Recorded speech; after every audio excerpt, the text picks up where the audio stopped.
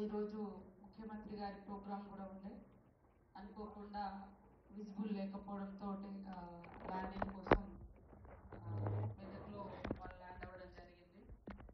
దాంతో మనమే ఈ రివ్యూ ఏర్పాటు చేసుకోవడం జరిగింది. ఈ రివ్యూ సమావేశాన్ని అధ్యక్షత వహిస్తున్నటువంటి కలెక్టర్ గారు గౌరవనీయులు పెద్దలు షబ్బీర్ అలీ సార్ గారికి, అదేవిధంగా ఎంపీ సురేష్ శెట్కర్ గారికి, సోదరుడు ఎమ్మెల్యే ఎల్లారెడ్డి మదన్ మోహన్ రావు గారికి, ఇన్ఛార్జెస్గా వచ్చినటువంటి సెక్రటరీ రాజీవ్ హనుమంత్ గారికి, అదేవిధంగా అడిషనల్ డీజీ నాగిరెడ్డి గారికి, ఐజీ ఇక్బాల్ సార్ గారికి, స్పెషల్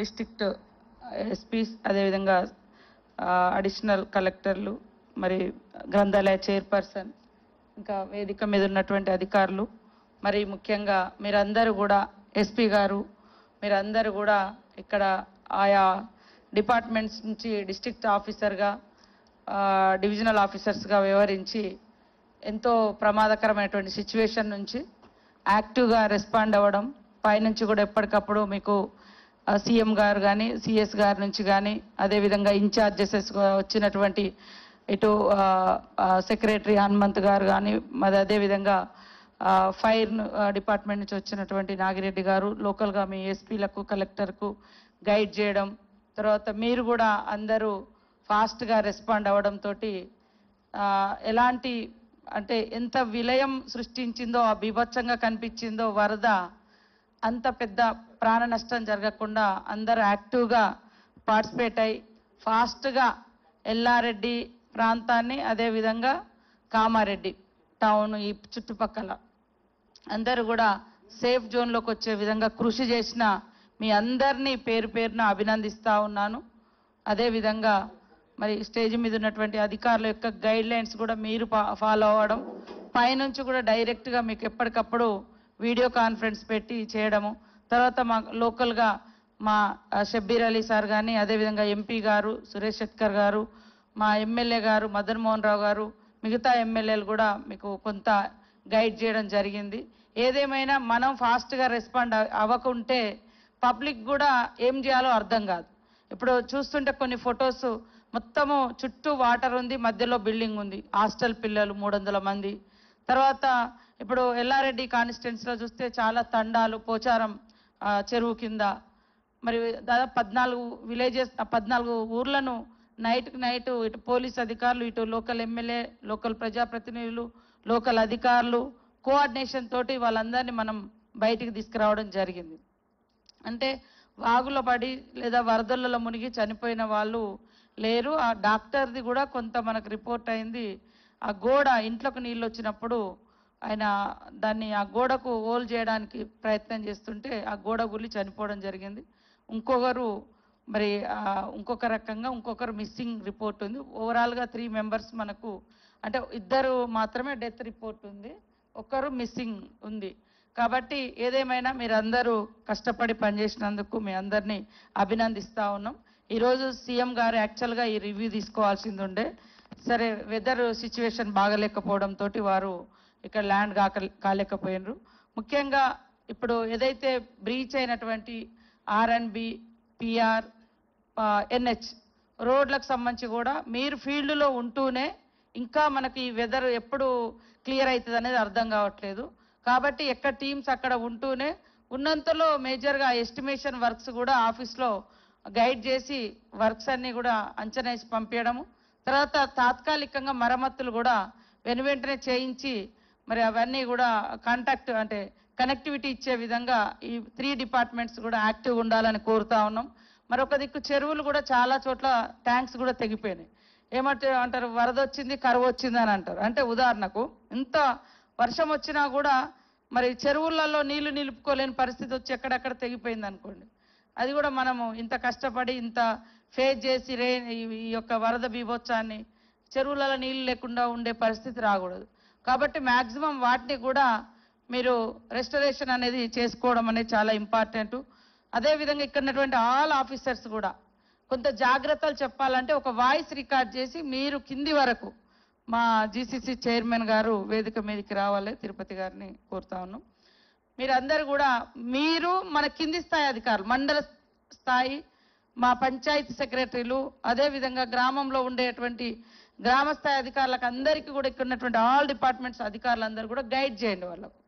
అక్కడ సిచ్యువేషన్ ఏముంటుంది, మనకు వాతావరణ శాఖ ఏం చెప్తుంది, దాన్ని బట్టి మనం ఒక వాయిస్ రిలీజ్ చేయాలి. ఈ ప్రాంతంలో ఈ రోజు ఇట్లా ఉంది, జాగ్రత్తగా ఉండండి, బయటికి రాకండి, చెరువుల కాడికి వెళ్ళకండి, వర్షం పడ్డది, ఈ రూట్లో ఎలక్ట్రిసిటీ వాళ్ళైతే ఈ రూట్లో మొత్తము ఈ లైన్స్ అన్ని తెగిపోయినాయి, మరి కరెంటు షాకు ఎలక్ట్రిసిటీ ప్రాబ్లం ఉంది, అది కూడా మనము జాగ్రత్తలు చెప్పాలి. సేమ్ టైంలో పోలీస్ అధికారులు కూడా వాగులున్న చోట లేదా బ్రీచ్ అయినటువంటి రోడ్లు ఎక్కడైతే ఇంకా రిస్టోరేషన్ కాలేదో అక్కడ ఖచ్చితంగా హెచ్చరిక మార్కులు ఏదైతే మీ పోలీస్ బారిగేడ్స్ ఉంటాయో ఎస్పీ గారు ఎక్కడెక్కడ వాగులు ఉన్నాయో అక్కడ బ్యారిగేడ్స్ పెట్టండి. ఎందుకంటే తెలియకుండా నైట్ కూడా కొంతమంది బాగానే ఉందని పోతారు. లాస్ట్ టైం మనకు మహబూబాద్ జిల్లాలో మహబూబాద్లో పాపం ఒక యువ సైంటిస్ట్ ఒక సెమినార్కు ఖమ్మం నుంచి మన మహబూబాద్ నుంచి వెళ్తుంది. సడన్ గా ఆ వాగు మీద వరద వచ్చింది. ఇట్లనే ఇప్పుడు మన తండలన్నీ ఎట్లా మునిగిపోయి ఇప్పుడు కామారెడ్డికి వరద వచ్చిందో హన్మకొండ నుంచి 60-70 కిలోమీటర్ల దూరం ఉన్న మహబూబాద్కి వరద వచ్చింది. అక్కడ ఎట్లా వస్తుంది అనేది ఆకేరు వాగును మనోళ్ళు అంచనా వేసుకోలేకపోయారు. వాళ్ళు అక్కడున్న సిచ్యువేషన్ ఇక్కడ చెప్తే ఇక్కడ మనం ఫాలో అయ్యేది.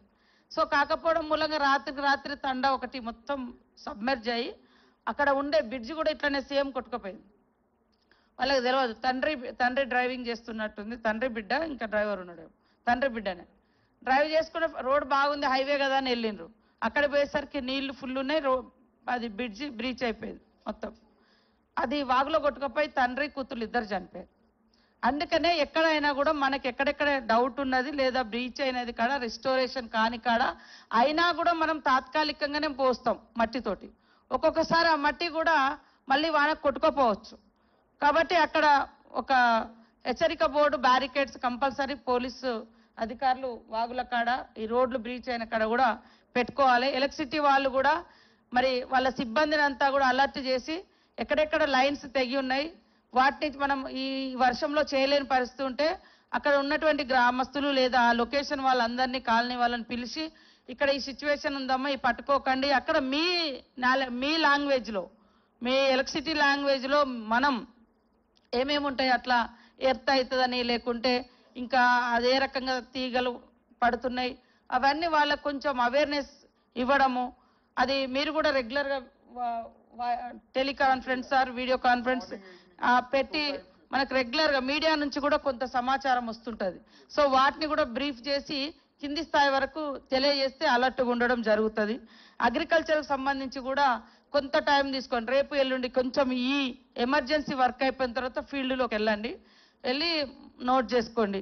తర్వాత డ్రింకింగ్ వాటర్ కూడా కంటామినేషన్ కాకుండా, ఎందుకంటే ఇప్పుడు వరద వచ్చి ఒక సమస్య ఉంటే మనం పొల్యూటెడ్ వాటర్ ఇచ్చినాం అనుకో మొత్తం ఊరంతా రకరకాల అస్వస్థకు గురయ్యేటువంటి ప్రమాదం ఉంటుంది.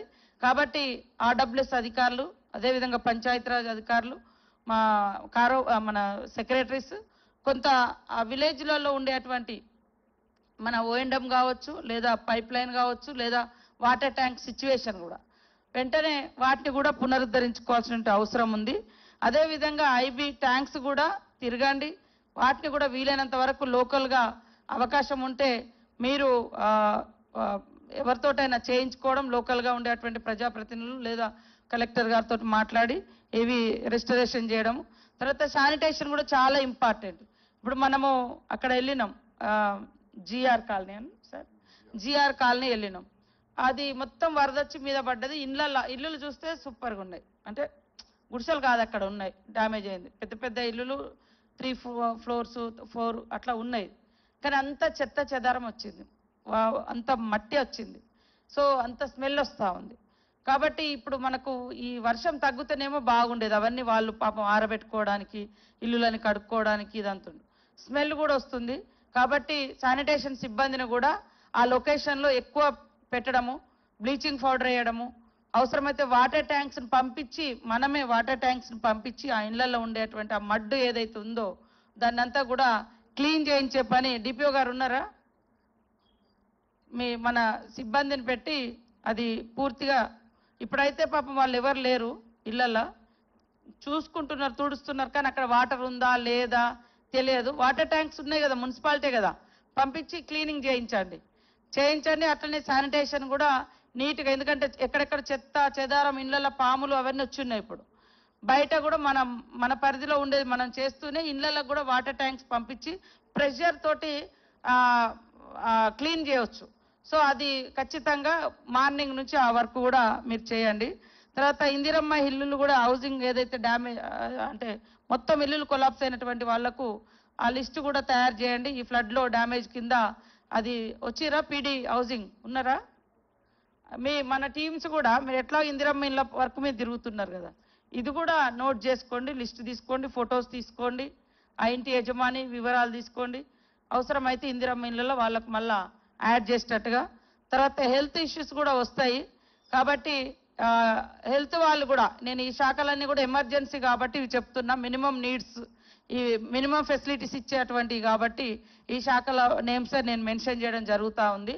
సో మన సిబ్బందిని అందరినీ కూడా ఆశా వర్కర్లు కానీ ఏఎన్ఎంస్ కానీ హాస్పిటల్లో కూడా మన వాళ్ళందరూ అందుబాటులో ఉండే విధంగా ఆ కాలనీలలో కూడా వెళ్ళి ఎక్కడెక్కడైతే ఈ వరద వచ్చి ఇబ్బంది పడ్డటువంటి ఊర్లు కానీ కాలనీలు కానీ ఉన్నాయో అక్కడ వెంటనే మరి మెడికల్ క్యాంప్స్ కూడా ఆర్గనైజ్ చేయండి.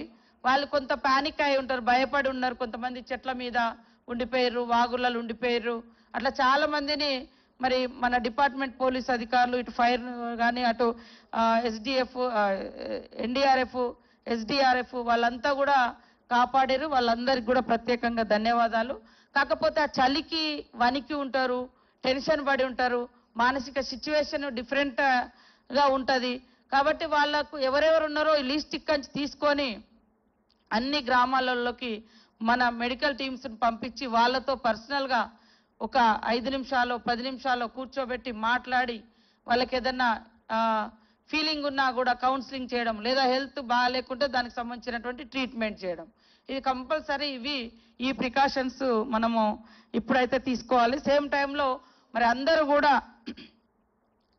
కూడా మండల స్థాయి వరకు టీమ్స్ మీరు కలెక్టర్ ఎస్పీ గారు మళ్ళీ ఈ మీటింగ్ అయిపోయినాక ఒకసారి కూర్చొని, అంటే మీకు ఎప్పుడు ఈ అనుభవం ఎదురు కాలేదు కాబట్టి మీకెంత కొత్తగా ఉందో ఇక్కడ జిల్లా స్థాయి అధికారులకు అదే ఉంది, పైన కూడా ఎప్పుడు గోదావరి అటు సైడ్ ఎక్కువ ఉంటుంది.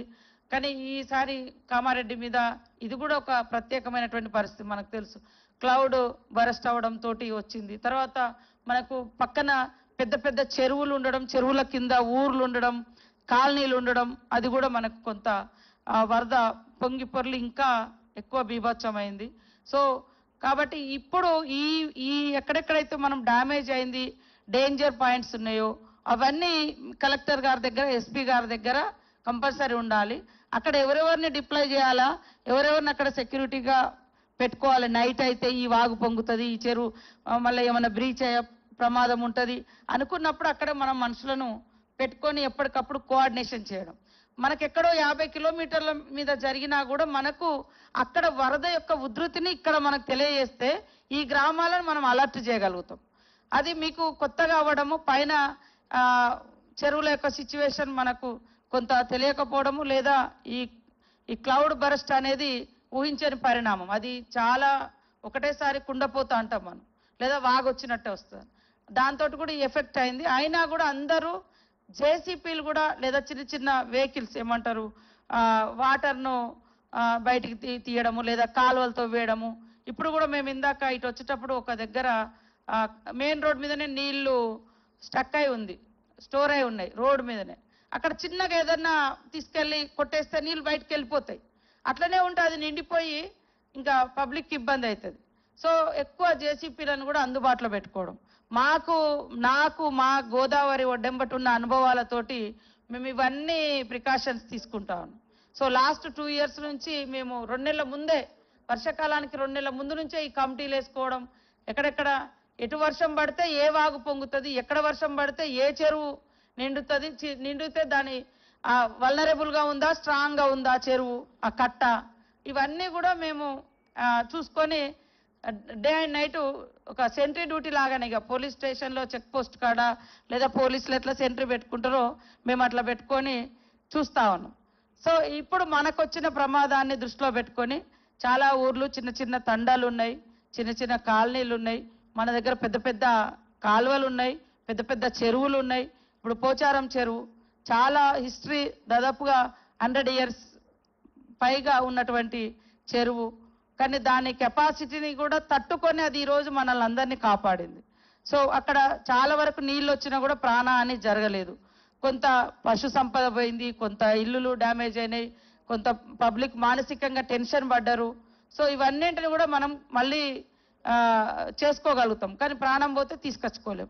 సో ప్రాణాలు కాపాడడం అనేది మనందరి బాధ్యత. కాబట్టి వర్క్ డివిజన్ అనేది చాలా ఇంపార్టెంట్.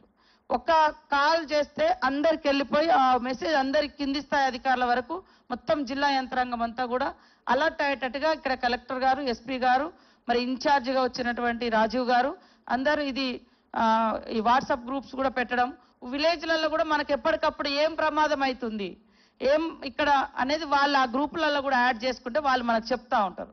చెప్తే దాన్ని మనం కొంచెం అంచనా వేసుకొని అలర్ట్ చేయడానికి, పబ్లిక్ను అక్కడి నుంచి తరలించడానికి, షిఫ్ట్ చేయడానికి ఇవన్నీ మనం కొన్ని ప్రికాషన్స్ తీసుకోవడానికి చాలా ఉపయోగపడతాయి. కాబట్టి జిల్లా నుంచి మండల స్థాయి వరకు ఒక గ్రూప్ ఉంటే ఆ మండల స్థాయి అధికారులు ఎవరైతున్నారో విలేజెస్ తోటి మనం కనెక్టివిటీ పెట్టుకొని ఆ విలేజ్ లో ఉండే సెక్రటరీ లేదా ఒకరిద్దరు పెద్ద మనుషులు, వాళ్ళు మాజీ సర్పంచ్లు కావచ్చు, ప్రజాప్రతినిధులు కావచ్చు, ఊరు మీద అవగాహన ఉన్నటువంటి వాళ్ళతోటి ఆ మండల స్థాయి గ్రూప్ లో వాళ్ళ నెంబర్ యాడ్ చేసి మీ ఊర్లో వరద వస్తే మీకు ఎట్లా ప్రాబ్లం ఉంటుంది, ఎక్కడి నుంచి వచ్చే సిచ్యువేషన్ ఉంటుంది, ఏమైనా ఉంటే మాకు ఎప్పటికప్పుడు ఇన్ఫర్మేషన్ ఇవ్వండి అనేది కూడా మనం పెట్టుకుంటే బాగుంటుంది.